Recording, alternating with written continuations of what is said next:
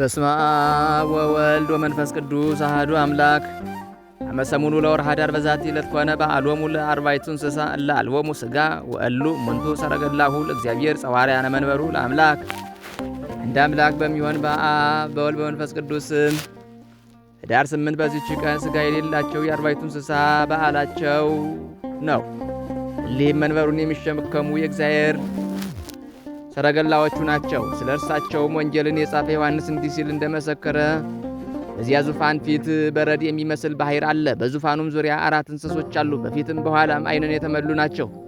የፊተኛው አንበሳን ይመስላል፣ ሁለተኛውም ላምን ይመስላል፣ ሦስተኛውም የሰው መልክን ይመስላል፣ አራተኛውም የሚበራ ሞራን ይመስላል። የሊህም የአራቱ እንስሶች እያንዳንዳቸው ክንፋቸው 6 ነው።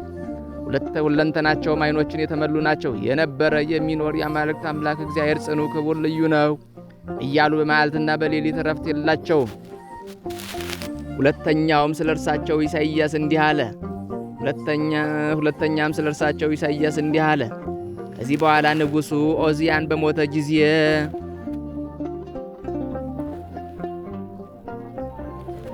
አሸናፊ እግዚአብሔርን ሰፊ በሆነና ከፍ ባለ ዙፋኑ ላይ ተቀምጦ ብርሃኑም ቤቱን መልቶ ሱራፌልም በዙሪያው ቆመው አየሁት። የአንዱም ክንፋቸው 6 ነው። በሁለቱ ክንፋቸው ፊታቸውን፣ በሁለቱ ክንፋቸው እግሮቻቸውን ይሸፍናሉ። በሁለቱ ክንፎቻቸው ከጽንፍ እስከ ጽንፍ ይበራሉ። አንዱን ከአንዱ ጋር ፍጹም አሸናፊ የሆንክ እግዚአብሔር ቅዱስ ቅዱስ ቅዱስ ተብለህ የምትመሰገነው ምስጋና በምድር በሰማይ የመላ ነው እያሉ ያመሰግናሉ። ነቢይ ዳዊትን በኪሩቤል ላይ ተቀምጦ በረረ አለ። ሁለተኛም በኪሩቤል ላይ የተቀመጠ እርሱ ምድርን አናወጻት አለ። ሕዝቅኤልም እንዲህ አለ። ከወደ ሰሜን እነሆ ጥልቅ ነፋስ ሲመጣ አየሁ። ታላቅ ደመና አለ፣ በዙሪያውም ብርሃን አለ፣ ከእርሱም እሳት ቦግ ቦግ ይላል ብሎ ይወጣል አለ። በደመናውም መካከል ባለ በእሳቱ ውስጥ እንደ 4 ራስ አሞራ መልክ የሚመስል አለ። በመካከሉም እንደ 4 ኪሩቤል መልክ ያለ አለ። መልካቸውም እንዲህ ነው። በውስጣቸውም የሰው መልክ አላቸው። የአንዱ ፊቱ 4 ነው፣ ክንፉም 4 ነው። እግራቸውም የቀና ነው። ከእግራቸውም ክንፍ አላቸው። ሰኮናቸው ግን እንደ ላም ሰኮና ነው። ከሱም እሳት ቦግ ይላል፣ እንደ ጋለ ብረት ፍንጣሪም ይበራል።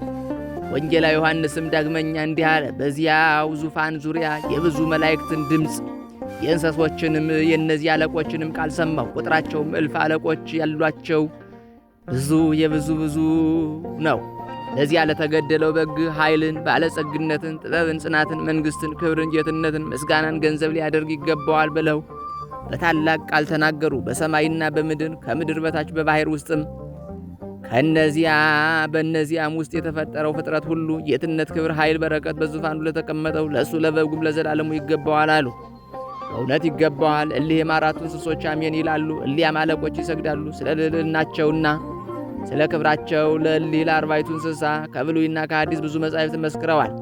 መሐሪና ይቅር ባይ እግዚአብሔርም ስለ ሁሉ የሰው ፍጥረት ይለምኑት ዘንድ ቀራቢዎቹ አደረጋቸው። ዳግመኛም እንዲህ ተባለ። ገጸ ሰብ ስለ ሰው ፍጥረት ይለምናል።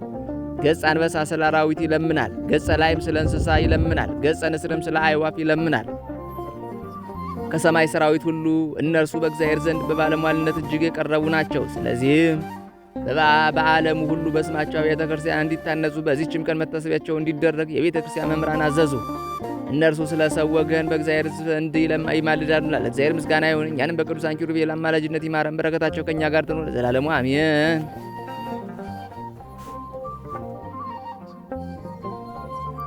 ሰላም ለክሙ ኪሩባውያን አፍራሱ ለመሃይምናን ጻድቅ እንተ ወርቅ አክሊለ ርእሱ ሀበዝ አምላክ እንዘ ተጸውርዎ በአትሮንሱ ለለጌገዩ ሰብ ወለለሂ አበሱ ለእሉ መድኃኒተ ወሕይወተ ፍሱ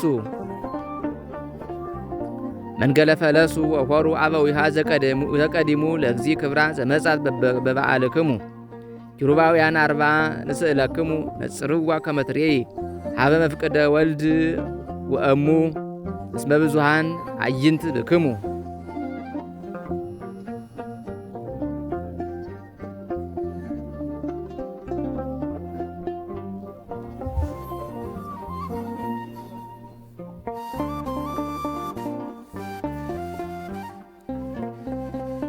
በዚህችም ቀን ካለቆች ለአንዱ ለመላእክት አለቃ ለአፍኒን የበዓሉ መታሰቢያ ሆነ። ይህም ከሱራፌልና ከኪሩቤል ጋር የልዑልን የጌትነቱን ዙፋን የሚጠብቅ ነው። ስለ እርሱም ሄኖክ እንዲህ አለ።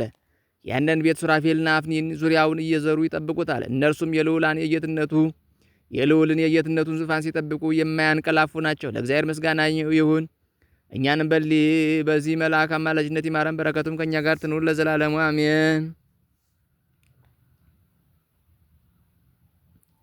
ሰላም ለከ ዘትቄድስ ትስልስቶ ወታጸን ዘልፈ ለመንበረ ስብሐት አቂቦቶ አፍኒን መልአክ እንዘ ለሂሩትከ አአኩቶ ለጌጋዬ አመተ ሴሩ ጽሕፈቶ መጽሐፈ ዕዳዬ ትህድግ ባይቲቶ።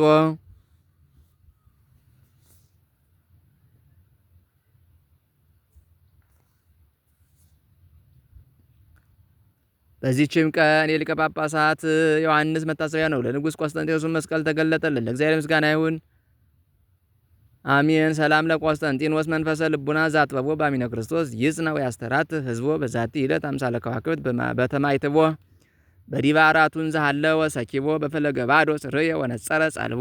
በዚህችም ቀን የአረማዊ መኮንን ልጅ የነበረ አባ ቅፍሮን ያረፈ። ከዕለታትም በአንዲቱ ስሙ መርቆሬዎስ የሚባል መነኮስ ከአባ ጳኩሚስ ገዳም ወደ ሀገሩ መጣ።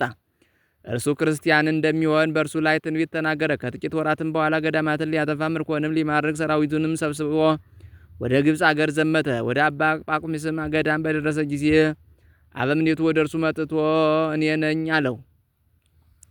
ቅፍሮንያም ሰምቶ አበምኔቱን ለብቻው አግልሎ እንዲያጠምቀውና የምንኩስናንም ልብስ እንዲያለብሰው ለመነው። አበምኔቱም እሺ በጎ አለው። ከዚህ በኋላ ሰራዊቱ ወደ ሀገራቸው በተመለሱ ጊዜ ብቻውን ቀረ። በዚያም ጊዜ የምንኩስና ልብስ ለበሰ። ተጋድሎውንም በጾምና በመጸለይ ጀመረ። ሰይጣንም በእርሱ ላይ ቀንቶ ነገረ ሰሪ አስነሳበት። በመኳንንቱም ዘንድ ወነጀለው። እነርሱም አገራችንን ያጠፋ የመኮንን ልጅ ከዚህ አለ ብለው ገዳሙን ከበቡ። እግዚአብሔርም ሰወረው። ባጡትም ጊዜ ነገረ ሰሪውን ገደሉት። ይህም ቅዱስ በገድል ተጠምዶ ኖረ። በየ7 ቀንም ይጾማል። ያለ መራራ አደንጓሬም አይመገብም። በዚያም ወራት የምድር አውሬ እንስሶቻቸውን እየገደለ በገዳሙ ላይ ጥፋትን አደረሰ። አባ ቅፍሮንያንም ወደ እርሱ መጥቶ በጊዞ አሰረው። 10 ዓመትም ቆይቶ ሞተ። ቅዱስ ቅፍሮንያንም የእግዚአብሔር መልአክ እየመራ ወደ ኢየሩሳሌም ሄደ። በአንዲትም ቀን በደረሰ በዚያም ታላቅ ምስጢርን አየ።